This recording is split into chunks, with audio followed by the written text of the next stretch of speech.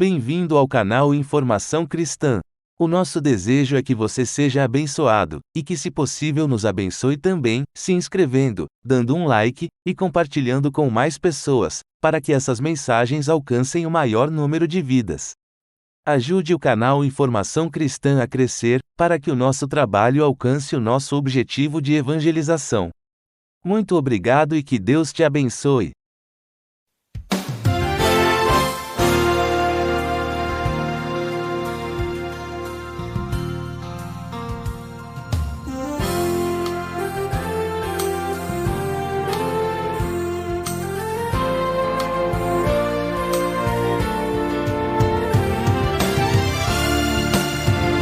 Você sabia que os pais são os sacerdotes do lar?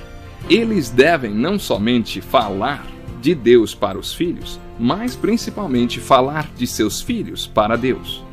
O Encontro com a Palavra está apresentando a série Família e hoje quer nos ensinar algo a mais para vivermos uma vida de constante vitória em família. Vamos a mais um estudo do Dr. Dick Woodward com o pastor Edson Bruno.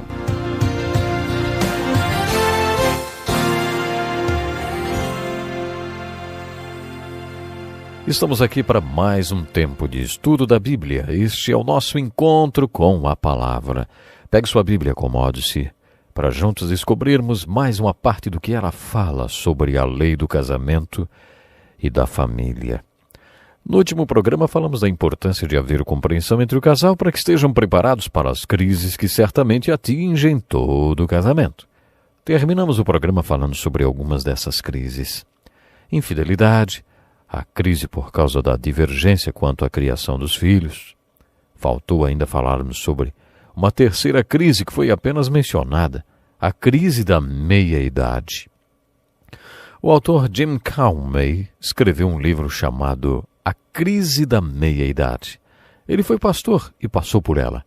Ele era um bom pastor de uma igreja evangélica muito grande. Ele tinha um ministério muito dinâmico. Em um domingo à noite, depois de 14 ou 15 anos de luta como pastor, sabe, ninguém imagina as lutas pelas quais um pastor passa, mas depois de anos após anos lutando no seu ministério, depois de um culto à noite, ele entrou no segundo carro da família e simplesmente abandonou a família, ministério, abandonou tudo. Ele disse que nunca mais voltaria. Ele saiu deixando choro e tristeza na igreja. Depois que tudo aconteceu, ele ficou sabendo que muitos dos seus amigos de seminário tinham passado pela experiência também. Ele concluiu o seguinte: quando eu estava na puberdade, líamos toda sorte de livros que nos ajudavam a passar por essa idade crítica. Na época de me casar, também li vários livros que me prepararam para o casamento. Quando vieram os filhos, também havia uma variedade de livros sobre as crises que envolvem a criação de filhos. Mas eu nunca li um artigo sequer sobre a crise da meia-idade. E essa crise atingiu a mim e tantos dos meus colegas porque não sabíamos nada sobre o assunto, ele escreve. Foi então que ele começou a pesquisar e escreveu esse livro sobre a crise do homem de meia-idade. Ela acontece. Tenho plena consciência de que essa crise realmente acontece. Homens, eu não estou dando uma desculpa para vocês entrarem em nenhuma crise, viu? É claro que a crise também atinge as mulheres. Na verdade, tanto quanto aos homens.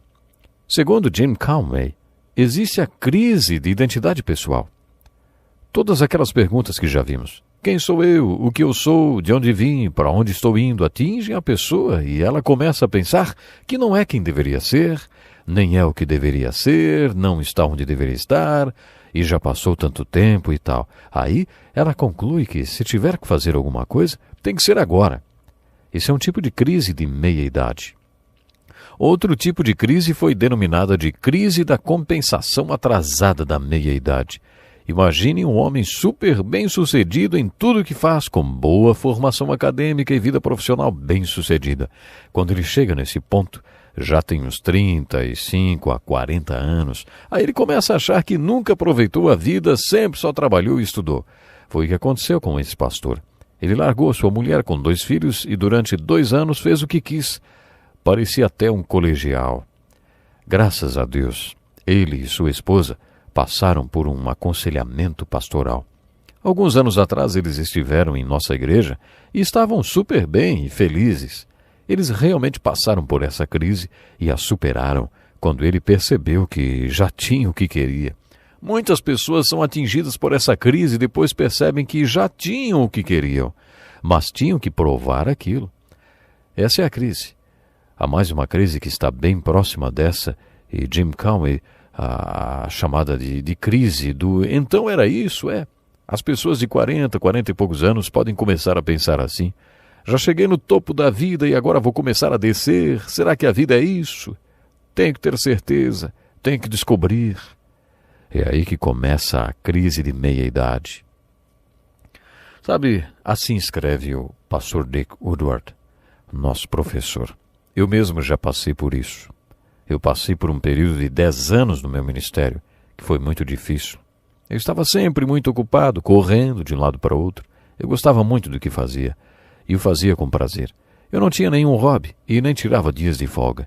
Eu gostava tanto do que fazia que prometia ao pessoal que folgaria na segunda-feira, e quando dava 10 horas da manhã, lá estava eu, pronto para trabalhar, porque não tinha mais nada interessante para fazer. Eu amava o meu trabalho. Mas em um verão, preguei sobre casamento e família e depois todo mundo me procurou buscando aconselhamento.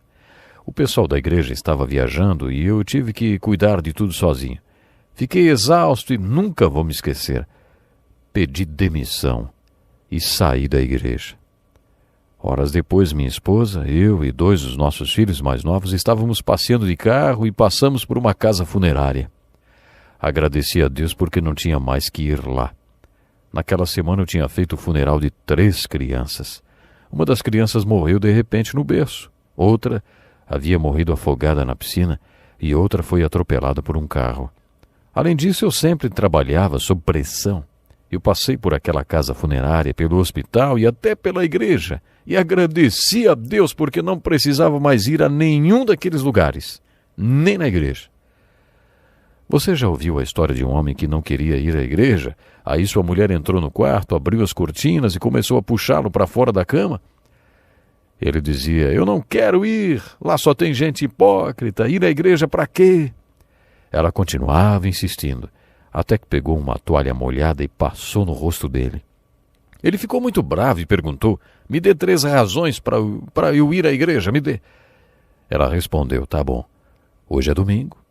Você tem 40 anos e você é o pastor da igreja. Vocês acreditam? Acho que a coisa ficou ruim quando fiquei esgotado, sabe? A igreja acabou me dando um ano de férias remuneradas. O ano sabático. Foi um ano para eu me recuperar. Eles disseram que eu estava muito cansado e não sabia o que estava fazendo.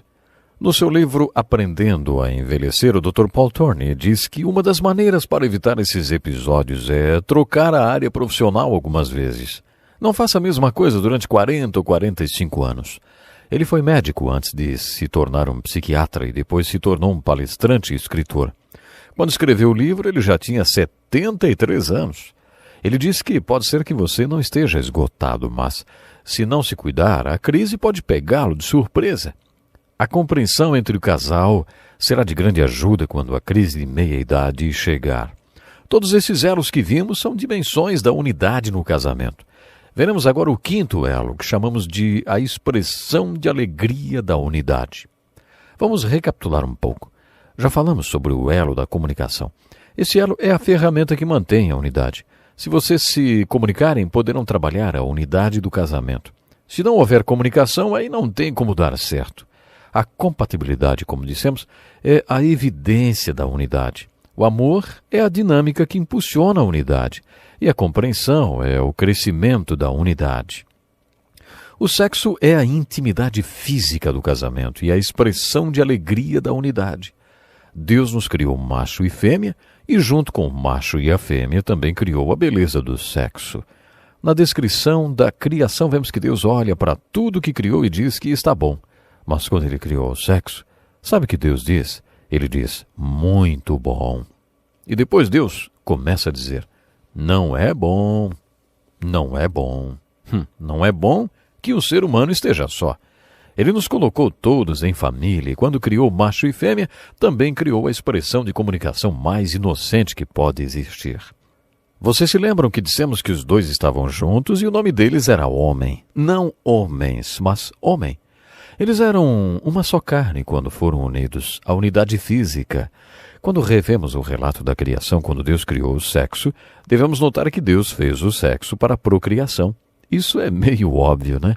Dissemos no início dessa sessão de estudos que a lei do casamento e da família é uma lei que, para ser exercida, precisa que duas pessoas sejam unidas em uma parceria que os torne pais, para que eles possam produzir indivíduozinhos que serão criados em um lar onde serão cuidados e onde ficarão até que sejam maduros o suficiente para se tornarem indivíduos que se tornarão parceiros e pais, e que também produzirão pequenos indivíduozinhos, e esta é a maneira como Deus planejou povoar a terra. Essa é uma das primeiras coisas que devemos considerar quando abordamos o assunto do sexo. Também já dissemos que o plano de Deus foi povoar a terra com pessoas boas. Se Deus tiver dois pais adequados e eles tiverem uma parceria adequada, poderão produzir pessoas adequadas. Deus não quer simplesmente povoar a terra, mas quer povoar com pessoas adequadas. E para que isso funcione, os pais têm que ser maduros e estáveis. A parceria deles tem que ser forte e eles têm que ser fortes para produzir pessoas fortes. Esse é o plano de Deus para povoar a terra. Quando Deus planejou tudo isso, também criou uma importante instituição que daria à criança recém-nascida o preparo de mais ou menos 20 anos para que enfrentasse a vida e estivesse madura para o tempo dela própria produzir outras pessoas. Quando refletimos sobre essas coisas, fica óbvio que Deus criou o sexo para ser vivido dentro do contexto do casamento e da família. O sexo foi feito para o casamento e para a família. Isso fica muito claro quando revemos o relato da criação e o começo de tudo em Gênesis. Foi Deus quem criou macho e fêmea. Ele criou o sexo e disse que era muito bom. Mas ele também disse que era para o casamento e para a família. Temos um cenário aqui.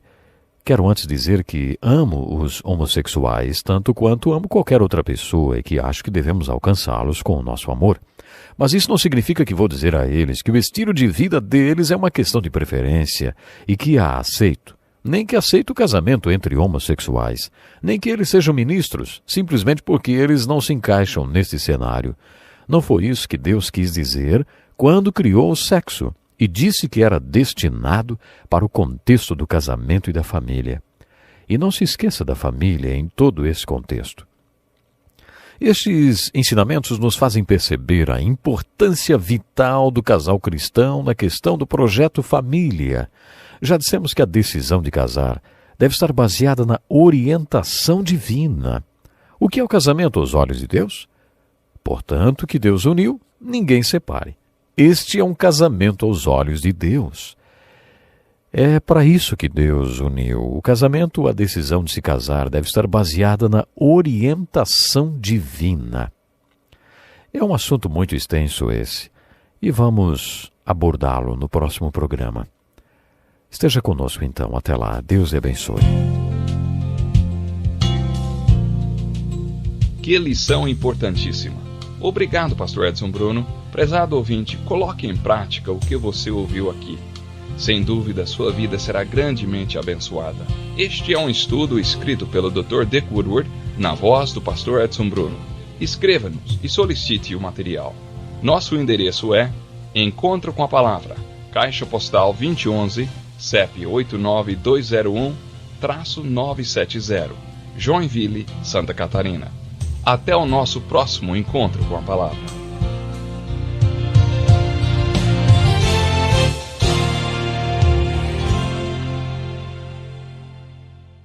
Obrigado por ter assistido um vídeo do nosso canal Informação Cristã.